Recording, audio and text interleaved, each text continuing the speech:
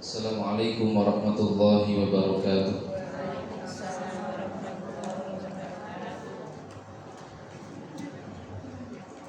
Hamdan katsiran thayyiban mubarakan fih kama yuhibbu rabbuna wa yardah.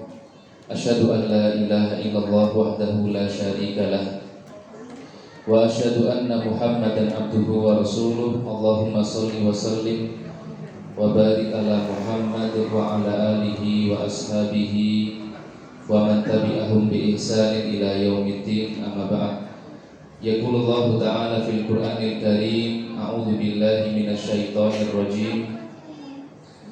Ya ayyuhalladzina amanu taqullaha haqqa tuqatih wa la tamutunna illa wa antum muslimun.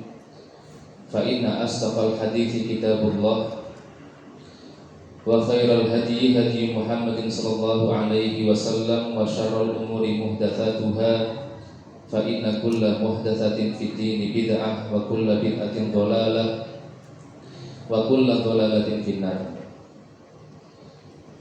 Ma'asyiral muslimat wa thalibat, a'azzani Allah wa iyyakunna. Para ummahat, ibu-ibu jamaah sekalian yang semoga senantiasa diberikan keberkahan oleh Allah. Alhamdulillah, tidak henti-hentinya rasa syukur dan pujian kita panjatkan kepada Allah atas segala limpahan rahmatnya, taufiknya, hidayahnya. Di kesempatan pagi hari ini Allah masih memberikan kita kemudahan untuk bisa melangkahkan kaki kita menuju salah satu di antara taman-taman surganya Allah Subhanahu wa ta'ala di muka bumi ini, yaitu majelis ilmu. Semoga Allah Subhanahu wa ta'ala tidak hanya sekedar memberikan kita kesempatan berkumpul di majelis ilmu di dunia ini, berkumpul di taman-taman surganya Allah di dunia ini, tapi Allah Subhanahu wa ta'ala juga berikan kita kesempatan untuk bisa mencicipi, untuk bisa memasuki taman-taman surganya Allah di akhirat, yaitu surganya Allah Subhanahu wa ta'ala. Salawat serta salam tidak henti-hentinya kita curahkan kepada teladan kita, qudwah hasanah kita, Nabi besar Muhammad sallallahu alaihi wasallam. Para ummahat yang semoga senantiasa dimuliakan oleh Allah, ada sebagian di antara kaum muslimin yang mengira untuk bisa mendapatkan pahala yang banyak kita perlu untuk melaksanakan sholat sunnah. Untuk bisa mendapatkan pahala yang banyak, kesempatan kita hanya dengan melaksanakan sedekah atau membaca Al-Quran dan lain sebagainya. Ternyata untuk bisa mendapatkan pahala yang melimpah, Allah Subhanahu wa ta'ala memberikan kesempatan dari berbagai macam jalan, bukan hanya sekedar dengan mengerjakan sholat sunnah, bukan hanya sekedar dengan mengeluarkan sedekah, bukan hanya sekedar dengan berperang atau berjihad di jalan Allah Subhanahu wa ta'ala. Ternyata salah satu di antara sumber pahala yang besar adalah ketika seorang muslim dia memiliki akhlak, dia memiliki adab yang baik, mereka nantinya akan mendapatkan pahala yang melimpah dari Allah Subhanahu wa ta'ala. Bahkan Nabi sallallahu alaihi wasallam, beliau di dalam satu hadis mengatakan, "Ma min syai'in athqalu fil mizan min husnul khuluq." Tidak ada sesuatu yang lebih berat di hari perhitungan nanti melebihi beratnya timbangan oleh orang-orang yang memiliki akhlak yang baik. Jadi ibu-ibu yang Allah Ta'ala muliakan, kalau seandainya kita bukan termasuk orang yang pandai di dalam mengajar, kita bukan termasuk orang yang memiliki harta yang banyak sehingga kita susah untuk bersedekah, ketahuilah masih ada kesempatan untuk bisa meraih pahala yang melimpah, yaitu dengan cara kita memiliki akhlak dan adab yang baik kepada sesama, baik itu kepada tetangga kita ataupun kepada teman kita, wabil khusus kepada guru-guru kita dan orang tua kita. Tapi para umat yang Allah Ta'ala muliakan, di pertemuan sebelumnya kami telah jelaskan bahwa ilmu itu di dalam agama kita, di dalam Islam memiliki kedudukan yang sangat tinggi. Ilmu itu memiliki kedudukan yang sangat agung. Nah, karena ilmu memiliki kedudukan yang sangat mulia, yang sangat agung di sisi Allah Subhanahu wa taala di dalam Islam, maka siapapun yang dia memiliki ilmu, Allah Subhanahu wa taala akan muliakan dia. Allah akan agungkan dia. Allah akan jadikan dia orang yang mulia, baik itu di dunia maupun di akhirat. Dan ini telah dijelaskan oleh Allah di dalam banyak firman-Nya, atau telah dijelaskan oleh Nabi SAW di dalam hadis-hadis beliau. Contohnya apa Ustaz? Contohnya ketika Allah Subhanahu wa taala menjelaskan di dalam surat Al-Mujadilah ayat ke-11, yarfa'illahu alladziina aamanu minkum walladziina utul 'ilma darajat. Allah akan mengangkat derajat orang-orang yang beriman di antara kalian dan orang-orang yang memiliki ilmu pengetahuan. Ini contoh bagaimana Allah memuliakan orang-orang yang memiliki ilmu. Kenapa? Karena ilmu adalah sesuatu yang mulia, maka siapapun yang memilikinya Allah akan muliakan. Contoh yang lain apa Ustaz? Contoh yang lain, Allah Subhanahu wa taala di dalam surat Az-Zumar ayat ke-9, Allah jelas-jelas membedakan antara orang yang berilmu dan orang yang tidak berilmu. Allah mengatakan qul hal yastawil ladzina ya'lamun wal ladzina la ya'lamun. Katakanlah wahai Muhammad, apakah sama antara orang yang berilmu, orang yang mengetahui dengan orang-orang yang tidak mengetahui? Kalimat hal yastawil ladzina ya'lamun wal ladzina la ya'lamun ini adalah istifham inkari. Kalau di dalam kita belajar ilmu bahasa, ya, istifham inkari itu adalah satu kalimat yang sebenarnya untuk sindiran dan tidak memerlukan jawaban. Apakah sama antara orang yang berilmu dengan orang yang tidak berilmu? Tentunya jawabannya apa? Tidak sama. Orang yang berilmu itu lebih mulia dibandingkan dengan orang-orang yang tidak berilmu. Ini contoh bagaimana di dalam Al-Quran Allah memuliakan orang-orang yang berilmu. Di dalam hadis Nabi SAW, bahkan Rasulullah SAW, beliau memberikan lakop. Lakop itu adalah julukan, gelar bagi orang-orang yang berilmu dengan lakop yang istimewa, lakop yang mulia. Rasul memberikan gelar atau lakop untuk orang-orang yang berilmu, menyebut mereka sebagai warathatul anbiya, pewaris para nabi. Pewaris para nabi. Jadi orang-orang alim, orang-orang yang berilmu, para ulama itu diberikan julukan oleh Nabi sebagai pewaris para nabi atau pewaris para rasul. Ya. Rasulullah SAW beliau mengatakan wa innal ulama warathatul anbiya. Sesungguhnya para ulama itu adalah pewaris para nabi. Fa innal anbiya lam yuwarithu dinaran wala dirhaman, walakin warathu al-'ilm. Sesungguhnya para nabi itu tidak mewariskan dinar atau dirham, akan tetapi mereka mewariskan ilmu. Nah, di sini ada satu hal yang menarik. Rasulullah SAW beliau tidak menyebutkan pewaris para nabi itu adalah anak cucu mereka, keturunan-keturunan mereka, atau orang-orang yang hari ini dikenal dengan istilah para habaib atau para habib. Tapi Nabi SAW beliau menjelaskan pewaris para nabi itu bisa siapapun. Orang-orang yang dia berilmu, orang-orang yang dia mengajarkan ilmu, mereka lah yang disebut dengan warathatul anbiya atau pewaris para nabi. Jadi ibu-ibu pun juga bisa dikatakan sebagai pewaris para nabi. Kalau kita memiliki ilmu, apalagi ilmu yang kita miliki bisa kita ajarkan. Ini salah satu bentuk pengagungan dari Rasulullah SAW kepada orang-orang yang berilmu. Ya. Nah, kemudian ibu-ibu yang dimuliakan oleh Allah, yang harus kita pahami, setiap orang yang berilmu, setiap orang yang mengajarkan ilmu kepada kita, baik itu ilmu yang kita anggap ilmu yang remeh, mengajarkan abatatha misalkan, atau mengajarkan qiraati, atau mengajarkan Al-Fatihah kepada kita, sampai dengan orang-orang yang mengajarkan ilmu fikih, ilmu akidah, atau ilmu-ilmu yang lain, ketahuilah mereka adalah orang-orang yang wajib untuk kita penuhi hak-haknya. Mereka adalah orang-orang yang wajib untuk kita penuhi hak-haknya. Nah, salah satu di antara hak orang yang berilmu, guru-guru kita, itu adalah mereka punya hak untuk dihormati.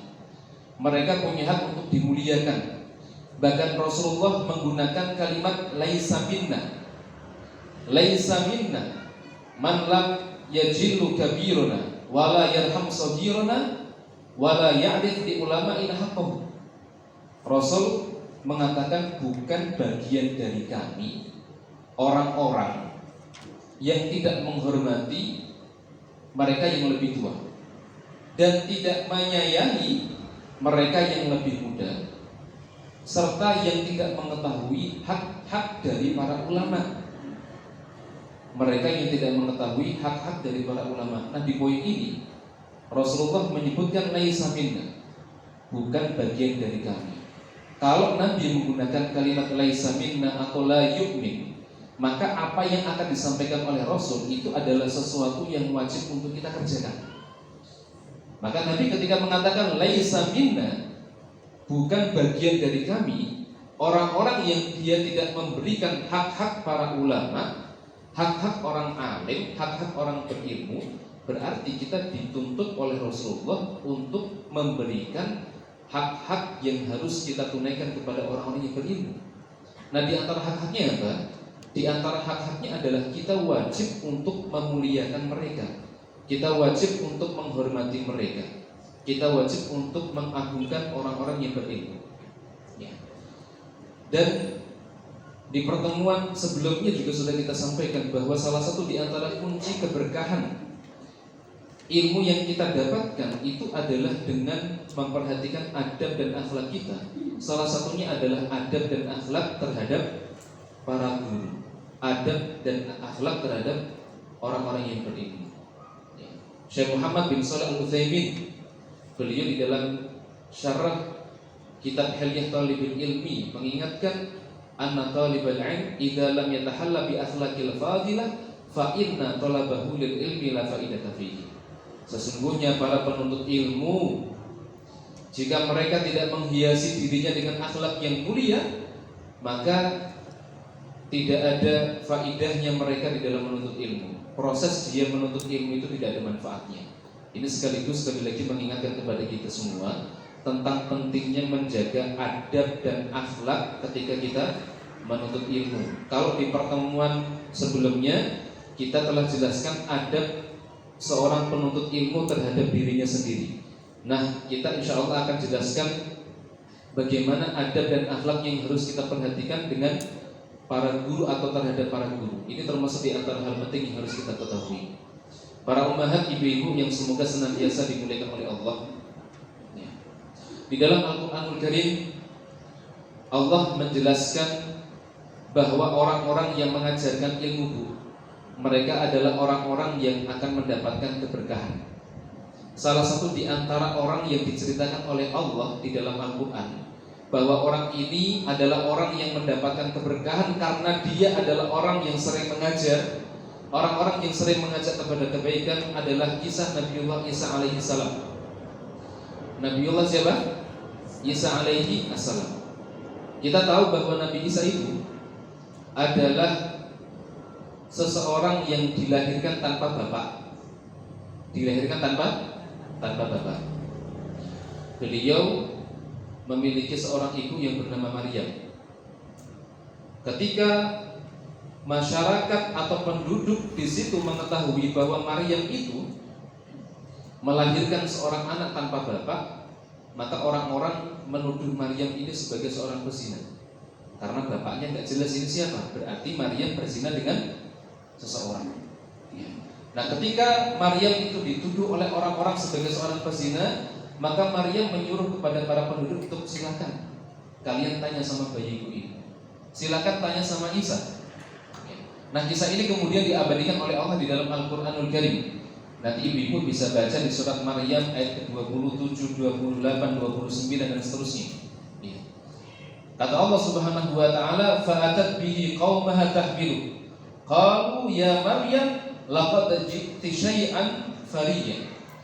Kata Allah Subhanahu wa taala, maka Maryam membawa anak itu kepada kaumnya kemudian digendong.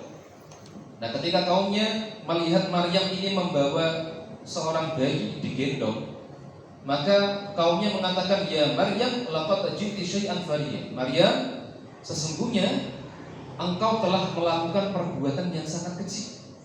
Engkau telah melakukan perbuatan yang sangat munkar. Jadi kaumnya sekali lagi mengira bayi yang dilahirkan Maryam itu adalah bayi hasil zina. Maka kemudian di ayat setelahnya Allah menjelaskan, ya ukhta Harun, ma kana abuki imra'u sawin wa ma kanat ummuki baghiyah. Ini orang-orang masih mengucapkan kalimat yang tidak pantas, ya, mereka masih mengejek Maryam, mencela Maryam. Ya, mereka mengatakan, wahai saudara perempuannya Harun, ayahmu itu bukan orang-orang yang jahat, ayahmu itu orang yang baik, dan ibumu itu bukan seorang pezina. Kok kamu menjadi seorang pezina padahal bapakmu orang baik, ibumu juga orang baik? Ya. Maka Maryam kemudian mengatakan, fa asyarat ilaihi qalu kaifa nukallimu man kana fil mahdi sabiyya. Maryam kemudian memerintahkan kepada para penduduk yang menuduh Maryam itu sebagai seorang pezina. Maryam kemudian menunjuk kepada anak yang digendong tadi. Ya. Mereka disuruh untuk bertanya, silakan tanya sama bayiku. Ya. Kemudian mereka mengatakan, kaifa nukallimu man kana fil mahdi sabiyya. Bagaimana kami bisa berbicara dengan anak kecil yang masih dalam ayunan? Ini bayi, bagaimana mungkin kami bisa bertanya? Bagaimana mungkin kami bisa cross-check kalau kamu itu bukan anak hasil zina? Ya. Maka kemudian di ayat setelahnya, ayat ke-30, ya, Allah berfirman, qala inni abdullah ataniyal kitab wa ja'alani nabiyya. Ya, maka Isa yang kondisinya masih bayi, yang harusnya tidak bisa berbicara, kemudian dia mengatakan, sesungguhnya aku ini adalah hamba Allah. Dia memberiku Alkitab, memberiku Injil, dan dia menjadikanku seorang nabi. Kaget itu orang-orang yang hadir. Ini bayi yang harusnya nggak bisa ngomong, kok tiba-tiba bisa berbicara. Bahkan dia menyebut bahwa dia itu adalah seorang nabi. Ya. Kemudian di ayat ke-31 surat Maryam, Allah kemudian menjelaskan, wa ja'alani mubarakan aina ma kuntu wa awsani bis shalah wa zakah ma dumtu hayy. Kemudian Nabi Isa alaihissalam mengatakan, wa ja'alani mubarakan, dan Allah menjadikanku seseorang yang diberkahi. Allah menjadikanku seseorang yang diberkahi aina ma kuntu, dimanapun aku berada. Nah, di surat Maryam ayat ke-31 ini, Ibu yang Allah Ta'ala muliakan, kalau kita baca penjelasan dari para mufassir, ahli tafsir, di dalam kitab tafsir Al-Wajiz atau tafsir As-Sa'di, itu kita dapati bahwa Allah memberikan keberkahan kepada Nabi Isa alaihissalam. Itu salah satu di antara sebabnya adalah karena Nabi Isa itu dimanapun beliau berada, beliau itu akan ngajari orang, beliau akan mengajak orang kepada kebaikan, beliau akan menasihati orang dimanapun beliau berada. Meskipun tugas para nabi ya untuk menyampaikan kebaikan, tapi salah satu di antara ciri khasnya Nabi Isa alaihissalam, beliau itu selalu mengajar, beliau selalu berdakwah, beliau selalu menyampaikan kebaikan, sehingga Allah memberikan keberkahan kepada Nabi Isa alaihi assalam. Kalau kita baca di dalam tafsir As-Sa'di, al-barakatu ja'alallahu fi ta'limil khair wa da'wa ilaihi fi aqwalihi wa af'alihi. Jadi keberkahan yang Allah Ta'ala berikan itu salah satunya karena disebabkan Nabi Isa itu mengajak kepada kebaikan. Nabi Isa itu mendakwahkan kepada kebaikan, baik itu dengan lisannya ataupun dengan contoh perbuatan yang beliau tunjukkan kepada umatnya atau kepada kaumnya. Inilah Bapak Ibu yang Allah Ta'ala muliakan, bagaimana Allah Subhanahu wa Ta'ala memberikan contoh. Allah memberikan keberkahan kepada orang-orang yang berilmu. Maka siapapun yang ingin mendapatkan keberkahan, salah satu di antara cara yang bisa kita tempuh adalah dengan menjadikan diri kita orang-orang yang berilmu. Nah, sekali lagi, hari ini kita akan membahas, setelah kita mengetahui bahwa orang-orang yang berilmu adalah orang-orang yang Allah Ta'ala muliakan, orang-orang yang berilmu adalah orang-orang yang Allah Ta'ala berkahi, maka seseorang yang dia menuntut ilmu, seseorang yang dia belajar, dia harus memperhatikan adab dan akhlaknya di hadapan orang-orang yang berilmu, di hadapan gurunya. Nah, di sini saya bawa kitab Hilyah Thalibul Ilmi. Saya bawa kitab perhiasan para penuntut ilmu. Di dalam kitab Hilyah Thalibul Ilmi, Syekh Bakar bin Abdullah Abi Zaid, beliau menjelaskan salah satu di antara adab talib ma'a syaikhihi, adab seorang penuntut ilmu terhadap gurunya. Di antaranya apa? Di antara yang paling utama yang beliau sebutkan adalah ri'ayatul hormati syekh, menjaga kehormatan, menjaga kemuliaan seorang guru. Itu di antara adab yang harus kita perhatikan. Beliau kemudian menjelaskan bima annal ilma la yukhadhu ibtida'an minal kutub. Beliau menjelaskan bahwa pada dasarnya ilmu itu tidak bisa dipelajari langsung dari buku. Bal la budda min syai'in tuqinu alaihi mafatihatul. Akan tetapi ilmu itu dipelajari dari seorang guru yang membimbing kita menguasai kunci-kunci di dalam belajar, kunci-kunci di dalam menuntut ilmu. Litak mana minal aithar wa zalal, supaya kita ini selamat aman dari kekeliruan dan kesalahan.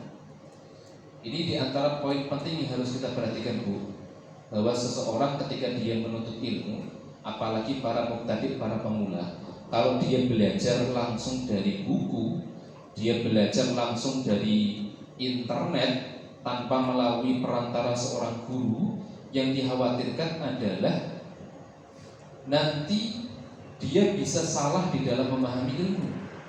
Salah di dalam memahami ilmu. Maka dengan adanya guru sangat penting untuk bisa mengarahkan kita, ini penjelasannya yang benar itu seperti ini, kalau kamu baca ini maknanya seperti ini, maksudnya seperti ini, yang rojih itu seperti ini, yang tidak rojih seperti ini. Itu fungsi dari adanya seorang guru. Ya, hari ini kita berada di zaman di mana teknologi itu betul-betul berkembang sangat pesat. Kalau ada orang pengen belajar, itu cukup dengan ngetik, ya, mau tema tentang apapun, insya Allah di internet itu akan ada. Tapi sekali lagi, kalau kita termasuk orang-orang yang baru belajar dan hanya mengandalkan membaca dari buku atau dari internet, ini adalah cara belajar yang kurang tepat. Bahkan ada yang mengatakan man ta'allama falaysa lahu syaikhun fa syaikhuhu syaitan. Barang siapa yang dia belajar tanpa didampingi seorang guru, maka gurunya adalah setan. Ya, kenapa? Karena dikhawatirkan nanti dia bisa salah di dalam memahami ilmu. Ya, ini pentingnya seorang guru. Kecuali kalau seandainya kita sudah memiliki dasar-dasar di dalam ilmu pengetahuan, dasar-dasar dalam syariat. Ya, kemudian kita memperbanyak membaca, kita memperbanyak mutolaah kitab, membaca kitab, fadl silahkan. Tapi kalau kita termasuk orang-orang yang tadi baru belajar, sangat penting kita ini belajar langsung dari seorang guru. Apalagi kalau seandainya kita belajar langsung dari seorang guru, hadir di majelis ilmu, ada keberkahan-keberkahan yang tidak kita dapatkan dibandingkan kita hanya sekedar di dalam rumah, Bu, baca buku, mutolaah kitab, baca jurnal atau baca baca tulisan seperti itu. Kalau kita hadir di majelis ilmu, ada banyak malaikat yang menaungi, ada banyak malaikat yang mendoakan kebaikan untuk kita.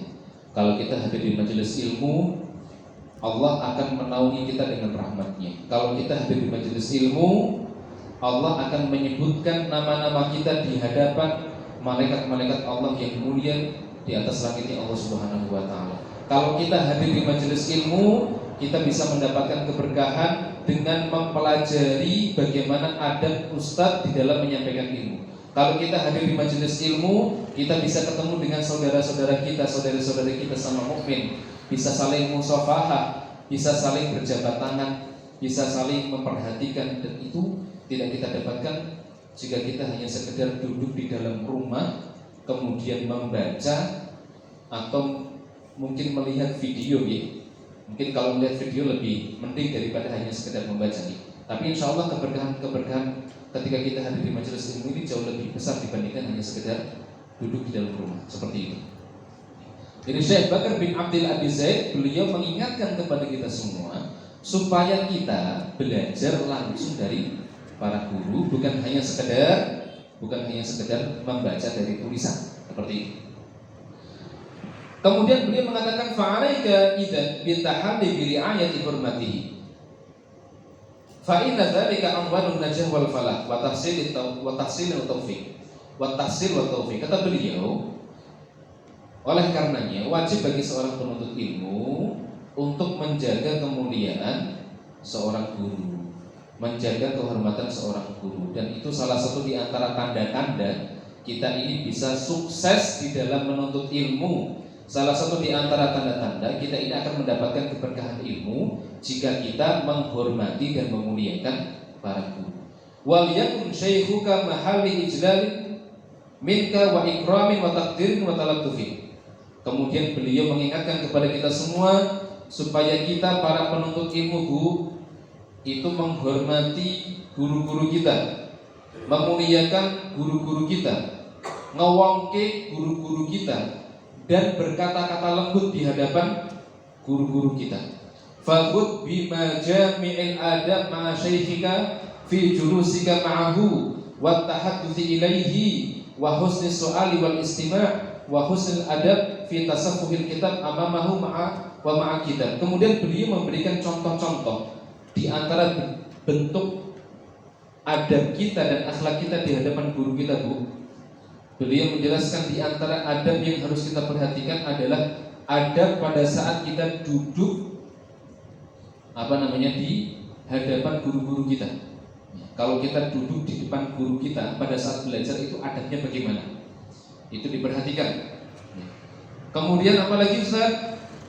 Termasuk di antara adab yang harus diperhatikan adalah adab bagaimana ketika kita berbicara di hadapan guru kita. Kemudian adab ketika kita bertanya pun itu ternyata ada adab yang harus diperhatikan. Bahkan di sini Syekh Bakar bin Abdillah bin Zaid juga menyebutkan kalau kita membuka lembaran-lembaran buku yang kita gunakan untuk menulis atau buku yang kita pakai untuk belajar, itu pun harus ada adab yang harus diperhatikan. Bahkan beliau juga menyampaikan watar kita tawul wal mamarat amamahu. Beliau mengingatkan supaya kita ini nggak asal jalan di depan guru. Kalau jalan itu kita nggak boleh sembarangan, ya nggak boleh jalan di depannya, ya, atau membelakangi guru kita.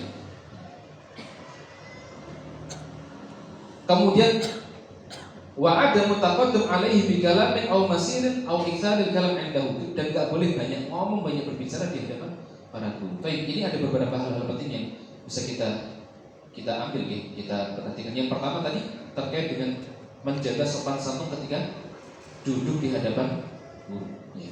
Bagaimana cara duduk yang benar dan bagaimana cara duduk yang harus kita perhatikan ketika kita sedang belajar. Di sini Syekh Muhammad bin Shalih Al-Utsaimin beliau mengatakan, hada sahihun ijlis jalsatal muta'addid fala tamud dari zalaika baina yadayhi. Beliau menjelaskan kalau kita duduk di hadapan para guru itu tolong perhatikan adabnya. Tolong perhatikan sopan santunnya. Beliau bahkan mengatakan fala tamud dari zalaika baina yadayhi. Jangan kita membentangkan kaki atau menyelonjorkan kaki pada saat kita duduk di hadapan guru.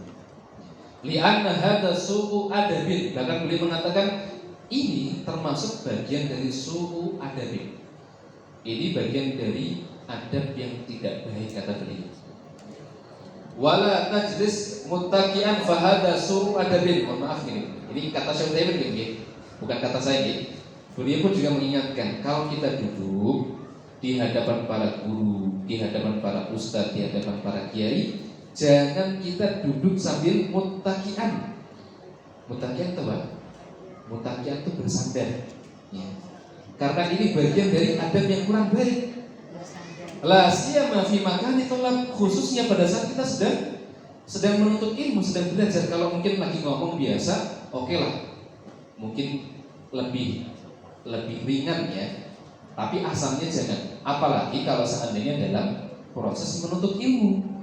Maka beliau mengatakan la siyama fi makani tolak, khususnya pada saat kita sedang menuntut ilmu, perhatikan adab di dalam duduk. Amma idza kunta fi makanin akhar fa innal amra ahwan. Adapun ketika kita di tempat yang lain, maka ini lebih ringan, ya, lebih santai, ya. Wa kadzalika la tatahadats ila syaikika wa ka'annama tatahadats ma'a qarinika. Ya, begitu pula kalau kita sedang berbicara dengan guru kita, maka kita harus membedakan. Jangan sampai kita samakan berbicara dengan guru itu sama seperti berbicara dengan teman dekat, teman-teman kita. Ya. Bal tahadats ilaihi tahaddutsal ibni ila abihi bi ihtiramin wa tawadhu'in. Tapi Masya Allah, beliau mengingatkan kepada kita, ketika kita berbicara di hadapan guru, kita diingatkan supaya kita berbicara selayaknya pembicaraan antara seorang anak terhadap bapaknya. Jadi kita memposisikan guru kita itu seperti orang tua kita, seperti ayah kita, seperti ibu kita, yang kalau kita berbicara di hadapan mereka, kita berusaha untuk menjaga lisan supaya tidak ngomong sembarangan. Ya. Sampai seperti itu diingatkan oleh Syekh Utsaimin, seperti itu. Ya. Ini diantara adab ketika kita duduk di hadapan guru. Kemudian adab ketika berbicara pun juga diatur. Ya, tadi contohnya kalau kita berbicara di hadapan guru itu jangan kita samakan seperti berbicara dengan teman-teman kita. Tapi jadikanlah guru kita seperti orang tua yang kalau kita berbicara itu kita berusaha menjaga sopan santun dan tidak berbicara sembarangan.